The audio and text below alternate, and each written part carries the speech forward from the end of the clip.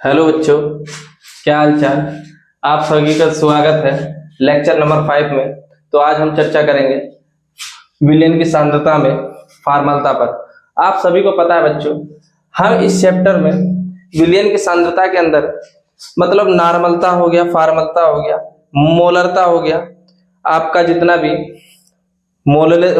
इसके बाद जो अगली हेडिंग आएगी मोललता हो गया, इसके बाद जो मोल प्रभा जाएगा, इन सभी में हम विलय की सांद्रता पर चर्चा करते हैं। क्योंकि अभी तक हमने जितना भी देखा बच्चों, नॉर्मलता हो गया, मोलरता हो गया, इन सभी में हमने कहीं ना कहीं विलय की मात्रा को ही देखा। क्योंकि विलय की मात्रा या ग्राम तुल्यांकों में हो सकती है या विलय के मोलों की संख्या में हो सकती है बच्चों। यानी कि विलयन में जो विलय की मात्रा होती है, इस पूरे चैप्टर में हम सांद्रता में उसके ऊपर इसी पर चर्चा करते चले आते हैं। आज हम बात करते हैं बच्चों फार्मलता पर। तो फार्मलता कहते किसे हैं? फार्मलता विलयन के प्रति लीटर में उपस्थित, विलयन के प्रति लीटर में उपस्थित आयनिक विलय के सूत्र भारों की ग्रामों में संख्या है। इसे हम कैपिटल एफ से प्रदर्शित करते हैं। यानी कहने का मतलब बच्चों यह है कि विलयन के 1 लीटर में उपस्थित, मान लीजिए कि यहाँ पर हमने 1 लीटर विलयन लिया हुआ है, विलयन के 1 लीटर में उपस्थित पहले वह विलायक था। क्योंकि बच्चों सबसे पहले हम यह समझेंगे कि आप लोगों को यह पता होना चाहिए कि विलयन बनने से पहले जो पहले वाली अवस्था होती है वो हमारी क्या होती है बच्चों? विलायक। क्योंकि विलायक और विलय में आप लोग बहुत ज्यादा कंफ्यूज रहते थे, कहीं ना कहीं आपको क्लियर रहना चाहिए। जो पहले वाला जो चीज यानी विलयन बनने से पहले अगर कोई द्रव अवस्था में पहले से पड़ा है तो वो हमारा द्रव दोनों हो सकता है, विलय भी हो सकता है, विलायक भी हो सकता है। लेकिन जब तक कोई चीज अगर शुद्ध रूप से पड़ी है, जैसे कि विलायक में जल, अगर जल हमारा शुद्ध है तो बच्चों हम उसको विलायक कहेंगे। अगर मैंने यहाँ पर क्या करा है कि थोड़ी सी मात्रा में कोई भी विलय पदार्थ ले लिया, जैसे कि NaCl, अगर मैंने विलय पदार्थ ले लिया NaCl, अगर मैं इसको डालता हूं तो ये बच्चों इसके अंदर मिश्रण बनाएगा जिसको हम बोलेंगे विलयन, यानी हमारा विलयन बन करके तैयार हो जाएगा। तो फार्मलता विलयन के प्रति लीटर में, विलयन के प्रति लीटर में। अब बच्चों ये जो विलयन बनेगा तो ये विलयन 1 लीटर की बात कर रहा है, 1 लीटर विलयन की बात कर रहा है। 1 लीटर हमारा विलयन है। इस विलयन के 1 लीटर में आयनिक विलय के सूत्र भारों की ग्रामों में संख्या जो होती है उसे हम क्या कहते हैं बच्चों? फार्मलता कहते हैं। अब फार्मलता का जो है फार्मूला होता है बच्चों, फार्मलता बराबर होता है बच्चों विलय के ग्राम सूत्र भारों की संख्या बटा में विलयन का आयतन। तो फार्मलता निकालने के लिए हमको बच्चों आयनिक विलय का भार बटा में विलायक विलय का ग्राम सूत्र भार, विलय का ग्राम सूत्र भार से बच्चों हम ये समझते हैं कि जो विलय का ग्राम सूत्र भार होता है कहीं ना कहीं उसको अणु भार कहते हैं। जैसे कि आपको मान लीजिए कि NaCl ही ले लिया हमने। अब NaCl का बच्चों द्रव्यमान क्या होता है, अणु भार क्या होता है? 58.5 होता है बच्चों। क्योंकि परमाणु भार जो सोडियम का होता है वो 23 होता है, और हमारा क्लोरीन का जो परमाणु भार होता है बच्चों 35.5 होता है। तो लगभग अगर पूरे को जोड़ेंगे तो बच्चों हमारा जो इसका द्रव्यमान निकल करके आएगा, मोलर मास निकल करके जो आएगा वो 58.5 आएगा, 58.5 आएगा। अब यहाँ पर क्या होता है बच्चों, जब फार्मलता हम निकालते हैं तो आयनिक विलय का भार रखते हैं और विलय का ग्राम सूत्र भार जैसा भी मैंने आपको बताया, और गुणे विलयन का आयतन लीटर में। विलयन का आयतन किस में रखेंगे बच्चों? लीटर में। अब इसके ऊपर हम एक एग्जांपल लेते हैं छोटा सा, तब तक इसको नोट कर लीजिए।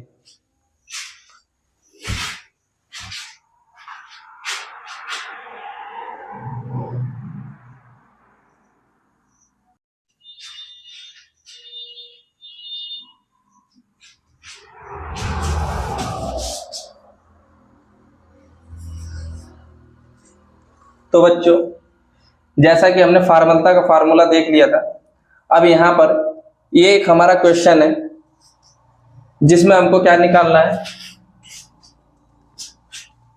फार्मलता ज्ञात करनी है। होता कि इसमें है क्या बच्चों कि यदि बेंजोइक अम्ल के 24.4 ग्राम को 4 लीटर बेंजीन में घोला गया है तो विलयन की फार्मलता ज्ञात कीजिए। अब देखिए यहाँ पर बच्चों दोनों के दोनों जो है वो लिक्विड अवस्था में, दोनों के दोनों जो है वो लिक्विड अवस्था में, यानी कि बेंजीन C6H6, बेंजीन का फार्मूला होता है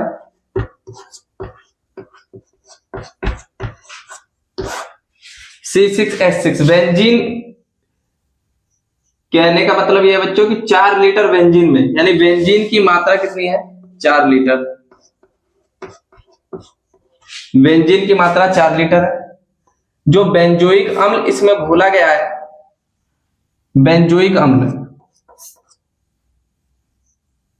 बेंजोइक अम्ल हमारा होगा बच्चों C6H5COOH, C6H5COOH 24 gram, 24.4 gram.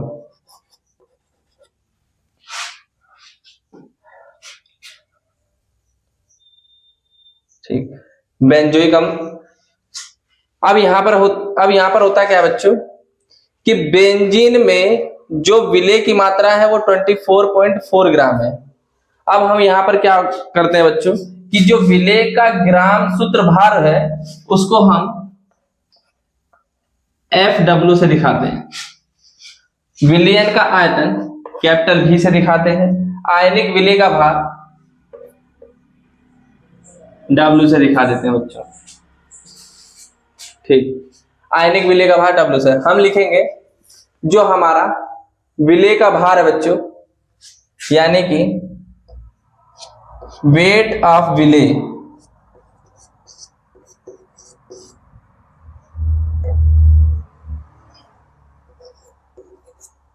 Equal to 24.4 ग्राम है बच्चों। अगर मैं बात करता हूं विलेय ग्राम का सूत्रभार जो है वो हमारा 244। अगर मैं आयतन की बात करता हूं, जो हमारा विलयन का आयतन है यानी V की वैल्यू की है, तो जो V की वैल्यू हमारी बच्चों 4 लीटर है। अब आते हैं बच्चों इस फार्मूले पर।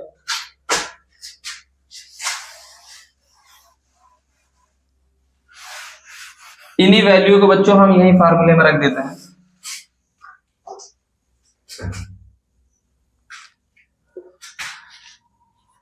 ट्वेंटी 4.4 अपान 244 इंटू 4। अब इसको काटेंगे बच्चों, यहां से एक पॉइंट हटाएंगे, यहां एक जीरो बढ़ जाएगी। यहां पर ये 244 एकम 244 धाम 2440, यानी कि ये आएगा 1.10 इंटू 4, ये हो जाएगा 1/40, ये हो जाएगा हमारा 0.0000 से 0 खत्म 25। इतना हमारा बच्चों आंसर आ जाएगा, नोट कर लीजिएगा। ये हमारा फार्मलता पर एक एग्जाम्पल था। ये बच्चों क्वेश्चन जो है बोर्ड के एग्जाम में बहुत कम पूछा जाता है, लेकिन आपको जितना भी यहाँ पर पढ़ाया जाएगा एकदम प्योर सिलेबस से एक्यूरेट एकदम सटीक चीजों को पढ़ाया जाएगा, जो आपका 100% एग्जाम से एक भी प्रश्न यहां से और एक हेडिंग भी बाहर नहीं जाने वाली है।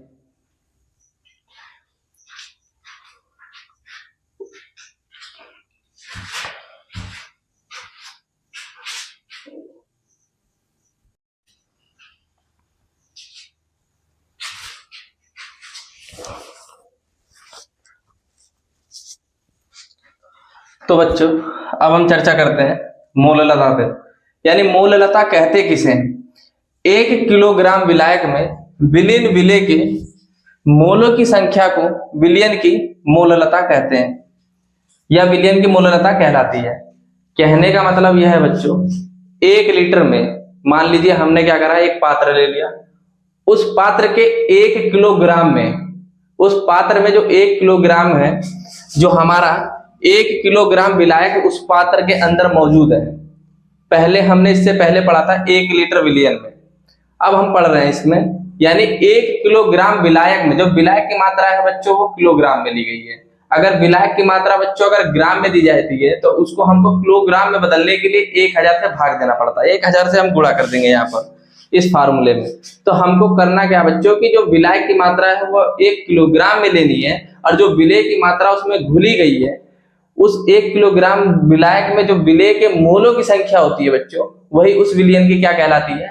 मोललता कहलाती है।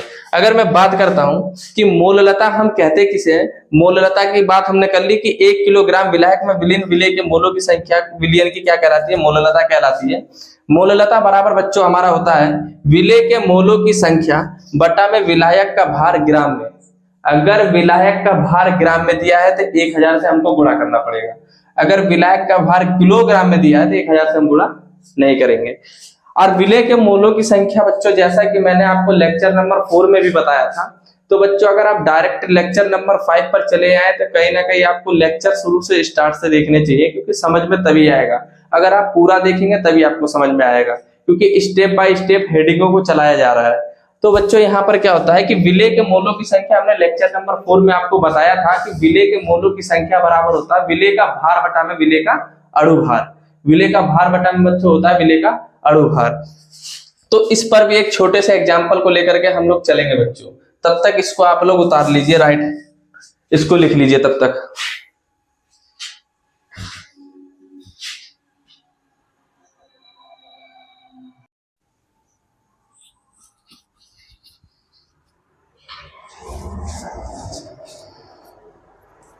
तो देखो बच्चों, हम एक एग्जाम्पल लेते हैं यहाँ पर मोललता को ज्ञात करने के लिए कि मोललता। तो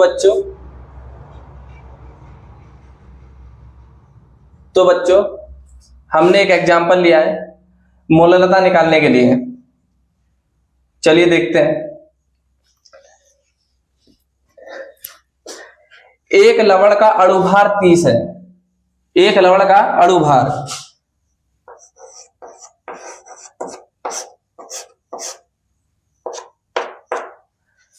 एक लवण का अणुभार बच्चों 30 है। अणुभार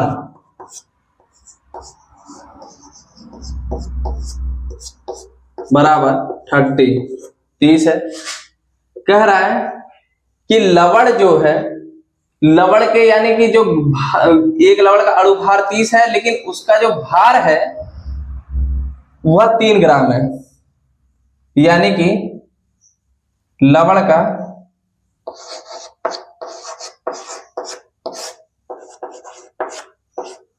का भार 3 ग्राम। कह रहा है कि जो 3 ग्राम मात्रा है ना बच्चों, वो 250 ग्राम जल में विलीन की गई है। यानी कि 3 ग्राम जो मात्रा है उस लवण की वो 250, यानी कि यहां पर हम बताते हैं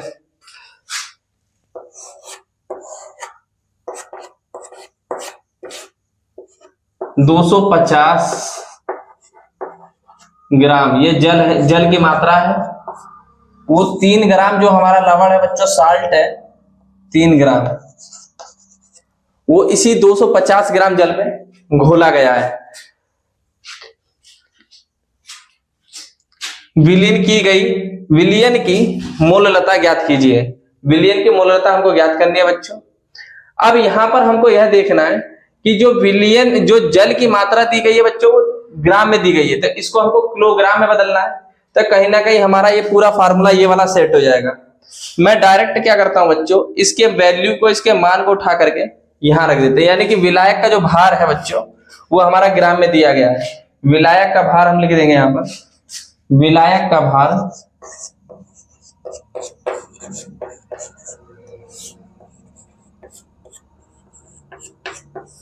बराबर 250 ग्राम।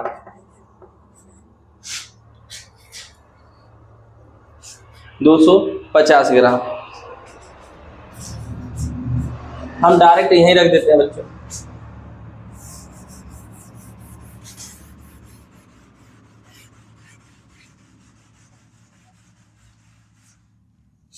विलेय के मोलों की संख्या बराबर होता है विलेय का भार बटा में, यहां पर था विलेय का भार बटा में विलेय का अणुभार। तो विलेय का भार हमारा 3 ग्राम है बटा में अणुभार 30 है, और जो विलायक का भार है बच्चों वो 250 ग्राम है। तो 250 गुणे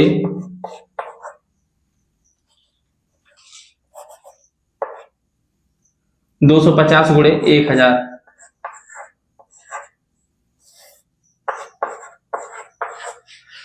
तीन एकम 3, 3 धामे 30। यहां पर ऊपर आएगा बच्चों 0.1 आंसर, नीचे बचेगा 250, एक जीरो से एक जीरो हमारा कैंसिल हो जाएगा। यहाँ पर 25 एकम 25, 25 चौके 100, यहाँ पर आएगा 0.1 इंटू 4, तो यहाँ पर 4 से मल्टीप्लाई कर देंगे तो ये हमारा आ जाएगा बच्चों 0.4, ये आ जाएगा हमारा 0.4 मोल बटा किलोग्राम। उतार लीजिए।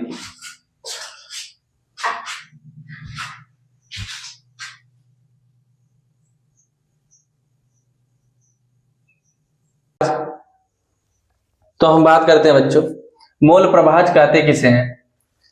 विलयन के किसी घटक के मोलों की संख्या और विलयन में उपस्थित उसके सभी घटकों के मोलों की कुल संख्या के अनुपात को उस घटक का मोल प्रभाज कहते हैं। कहने का मतलब यह है बच्चों, कोई एक द्विअंगी विलयन है। द्विअंगी विलयन का मतलब बच्चों बाइनरी सॉल्यूशन जिसको इंग्लिश में बोलते हैं। और बाइनरी सॉल्यूशन मैंने आपको जैसा कि बताया था कि दो पदार्थों का जो मिश्रण होता है वही हमारा बाइनरी सॉल्यूशन कहलाता है। कहने का मतलब यह बच्चों, एक विलेय होगा, दूसरा हमारा क्या होगा, विलायक होगा। जो बनने वाला उसके अंदर मिश्रण होगा वो हमारा द्विअंगी विलयन कहलाता है। ठीक, अब यहां पर समझते हैं बच्चों कि विलयन के किसी घटक के मोलों की संख्या, अगर मान लीजिए हमने क्या करा, एक पात्र लिया, उस पात्र के अंदर ये हमारा बच्चों, ये हमारा पहले से ये विलायक है, ये हमारा विलायक है। ये हमारा अगर विलायक है बच्चों, तो ये एक घटक ये हो गया हमारा, और इसको हमने कैपिटल एन से प्रदर्शित कर दिया। अगर इसके अंदर विलेय अगर मैंने डाला, इसके अंदर अगर मैंने इसके अंदर विलेय पदार्थ डाला बच्चों, तो उसके भी मोलों की संख्या होगी। अरे बोलो भाई, होगी ना, उसके भी मोलों की संख्या होगी, वो स्मॉल एन होगी। एक घटक कैपिटल, एक घटक हमारा कैपिटल एन हो गया, एक घटक हमारा स्मॉल एन हो गया। अब ये दोनों मिश्रण जब आपस में बनाते हैं तो बच्चों capital small N plus capital N का विलयन बनता है। Small N plus capital N जो मिला करके हमारा एक मिक्सचर तैयार होता है। अब इस विलेय के मोलों की संख्या और इन दोनों मिश्रण के मोलों की संख्या का जो अनुपात होता है बच्चों, वही हमारा मोल प्रभाज कहलाता है। वही हमारा क्या कहलाता है, मोल प्रभाज कहलाता है। अब हम इसको यहाँ पर मोल प्रभाज को, विलेय के मोलों की संख्या यानी कि स्मॉल एन है, और विलेय के मोलों की संख्या small N plus capital N, यानी कि कह सकते हैं जब भी हम सवाल लगाएंगे बच्चों इस पर, अगर हमको विलेय के मोलों की संख्या पर सवाल लगाना है, अगर विलेय के मोलों की संख्या दी गई है, विलायक के मोलों की संख्या दी गई है, और हमको मोल प्रभाज निकालना है बच्चों, तो मोल प्रभाज बराबर हो जाएगा, अगर मुझको निकालना है विलेय का मोल प्रभाज, मतलब जिसका मोल प्रभाज निकालना है उसके मोलों की संख्या हमको ऊपर रखनी है। जिसका मोल प्रभाज हमको निकालना है बच्चों, विलेय का निकालना है। अगर विलायक का निकालना रहेगा तो विलायक के मोलों की संख्या ऊपर रहेगी। कहने का मतलब ये है बच्चों, विलेय के मोलों की संख्या को अगर मैं स्मॉल एन से प्रदर्शित करता हूं तो small N upon small N capital N हो जाएगा। ये हमारा विलेय के मोल, ये हमारा विलेय का मोल प्रभाज निकलेगा। ये हमारा किसका निकलेगा बच्चों, विलेय का मोल प्रभाज, यानी स्मॉल एन का निकलेगा। अगर वही मैं क्या करता हूं बच्चों, अगर मैं कहूंगा कि विलायक का मोल प्रभाज निकालिए आप लोग, विलायक का मतलब कैपिटल एन का निकालिए, कैपिटल एन का निकालिए, तो यहां पर ऊपर स्मॉल एन की जगह बच्चों हो जाएगा कैपिटल एन, यहां हो जाएगा कैपिटल एन, यहां हो जाएगा बच्चों स्मॉल एन। जहां तक मुझको लगता है बच्चों आप लोगों को समझ में आ गया होगा कि मोल प्रभाज कहते किसे हैं। अगर इस पर एक एक एग्जाम्पल लग जाए तो काफी अच्छा रहेगा, आपको समझ में भी आ जाएगा। ठीक है, तब तक मैं इतना आप लोग उतार लीजिए, एक एग्जाम्पल देखते हैं इसके ऊपर।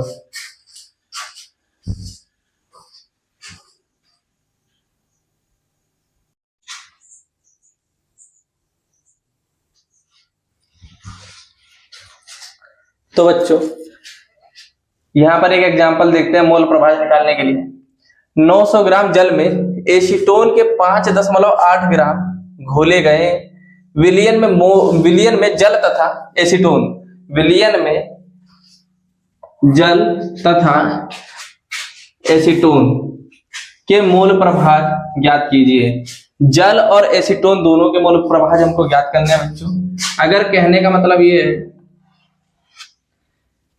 कि 900 ग्राम जल में, अब हम यहां पर पता कैसे करेंगे बच्चों कि किसकी मात्रा अधिक है तो कौन विलेय है कौन विलायक है। जिसकी मात्रा अगर विलयन में अपेक्षाकृत कम होती है उसे हम विलेय कहते हैं, जिसकी ज्यादा होती है उसे हम विलायक कहते हैं बच्चों। तो क्या रहा है कि 900 ग्राम जल में, तो जल की मात्रा बच्चों, जल की मात्रा बच्चों यहां पर 900 ग्राम है। ये हमारा जल है। अब जल में एसीटोन के जो 5.8 ग्राम घोले गए हैं, यानी ये एसीटोन का भार हो गया। ये हमारा एसीटोन का भार हो गया। एसीटोन का बच्चों फार्मूला होता है CH3CO CH3। इसे हम एसीटोन कहते हैं। इसका जो भार दिया गया है वो 5.8 ग्राम दिया गया बच्चों। एक चीज और बच्चों, यहां पर ये एसीटोन का भार हो गया। अगर मैं एसीटोन के अणुभार की बात करता हूं बच्चों तो वह 58 होता है। अगर निकालने के लिए कहें तो यहां पर कार्बन की संख्या 3 है बच्चों। ये C3 हो गया, H6 हो गया हमारा, ये H6 हो गया बच्चों। ये ऑक्सीजन की संख्या 1 हो गई बच्चों। यानी कि 12 परमाणु भार होता है कार्बन का, तो 12 गुणे 3 हो जाएगा बच्चों।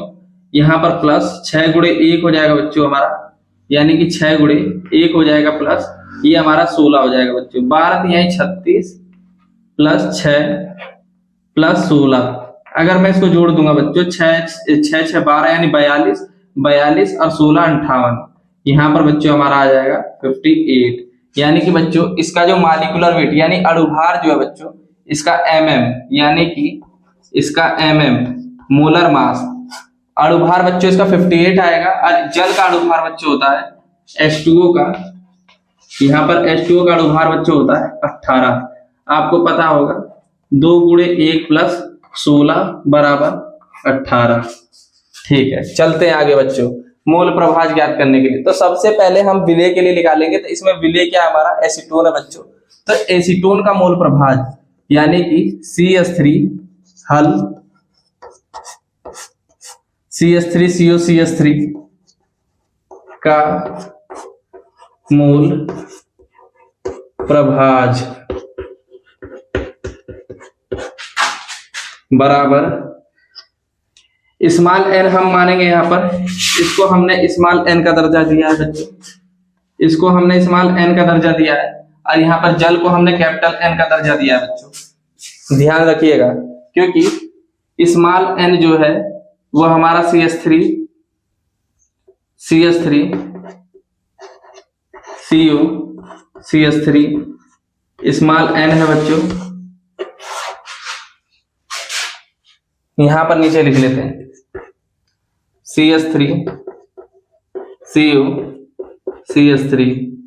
ये बच्चों हमारा हो जाएगा स्मॉल n बटा में फिर CH3 CO फिर CH3 ये स्मॉल n प्लस H2O ये हमारा हो जाएगा बच्चों कैपिटल N। अब एक चीज और है बच्चों आपको जो कि पता होना चाहिए, स्मॉल n जो होती है बच्चों वो हमारे मोलों की संख्या होती है।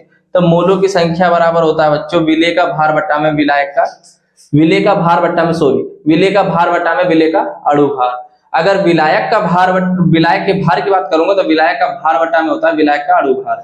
तो यहाँ पर क्या हो जाएगा बच्चों, अगर मैं बात करूं एसीटोन का मोल प्रभाज बराबर स्मॉल n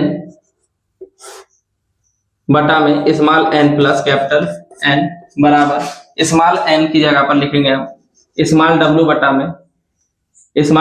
में कैपिटल W यानी विलेय का भार बटा में विलेय का अणुभार, सॉरी स्मॉल m हो गया स्मॉल m। यहाँ पर भी हो जाएगा स्मॉल w बटा में small m plus capital W बटा में कैपिटल M। अब यहां पर वैल्यू रख दीजिए बच्चों। यहां पर विलेय का भार जो था हमारा कितना था बच्चों, 5.8 बटा में 58 बटा में 5.8 बटा में 58 प्लस विलायक का भार बच्चों 900 ग्राम बटा में 18। इसको काटने में बच्चों आएगा हमारा 0.1, इसको काटेंगे 0.1, 18 कम 18 दूनी 36। ये बच्चों हमारा कटेगा लगभग 5 बार में, यानी 50 बार में कट जाएगा हमारा 0. ये आएगा 0.1 प्लस 50। अगर इसको हम जोड़ दें तो 0.1 अपान 50.1। अब डिवाइड कर लीजिए बच्चों, इसको डिवाइड करके देखिए इसका आंसर कितना आ रहा है।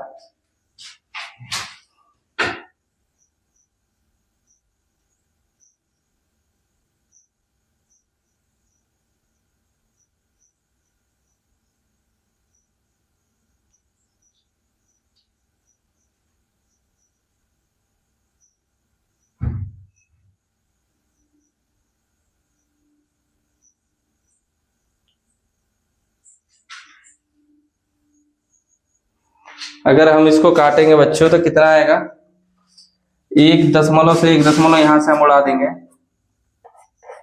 तो 0.0, यहां पर 1 0 बढ़ जाएगी, फिर 1 0 और बढ़ाएंगे, यहां पर 1 0 बढ़ेगी। ये हमारा बच्चों लगभग नियर अबाउट में 0.002 बार में कट जाएगा।